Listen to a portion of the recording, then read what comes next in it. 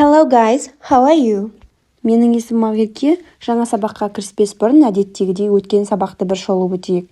Өткен сабағымызда біз етістіктер мен сөйлем құрауды үйрендік.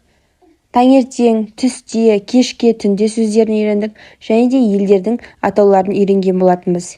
Ендеше мына сөйлемдерді аударып көріңіздер. Мен түстен кейін оянамын. I wake up in the afternoon. Кичи Кореяда жұмыс жасайды. Kiri works in Korea.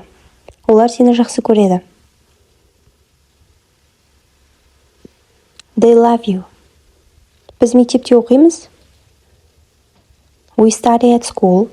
Арман түнде жұмыс жасайды және таңертең ұйықтайды. Arman works at night and sleeps in the morning. Сен жануарларды жақсы көресің. Жануарлар бұл жерде animals.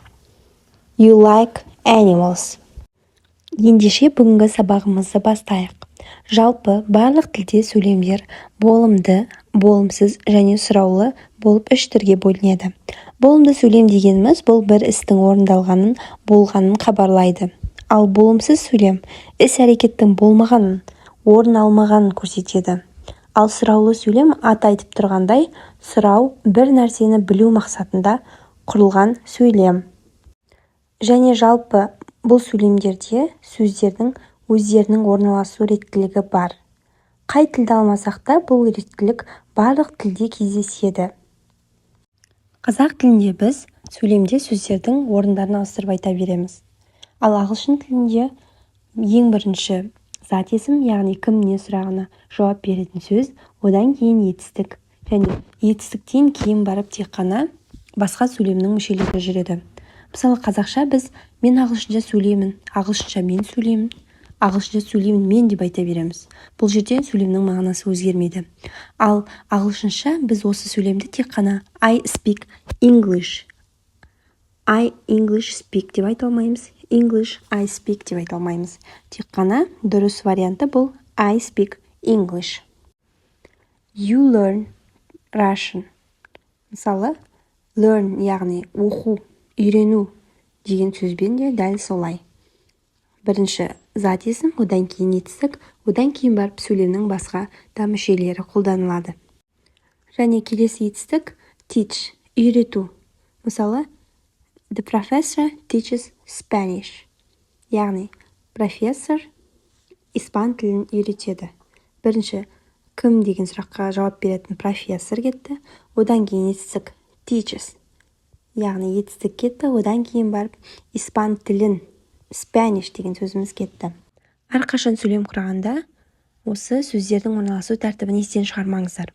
Өткен сабағымызда біз мемлекеттердің атауларын ағылшын тілінде үйренген болатынбыз. Енді сол мемлекеттердің тілдерінің атауларын ағылшын тілінде үйренетін боламыз. Мысалы, қазақ тілі Kazakh, орыс тілі Russian, ағылшын тілі English, неміс тілі German, француз тілі French, испан тілі Spanish, итальян тілі Italian. Сөздердің орналасу тәртібіне тағы бірнеше мысал келтіре кетейік.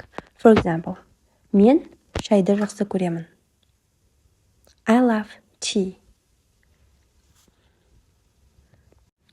Аружан Испанияда тұрады. Аружан lives in Spain. Балалар мысықтарды жақсы көреді. Children like cats. Және бүгінгі сабақта мен сіздерге WH questions жайында мәлімет бергім келіп тұр. WH сұрақтары, яғни осы WH әріптерінен басталатын сұрақтар.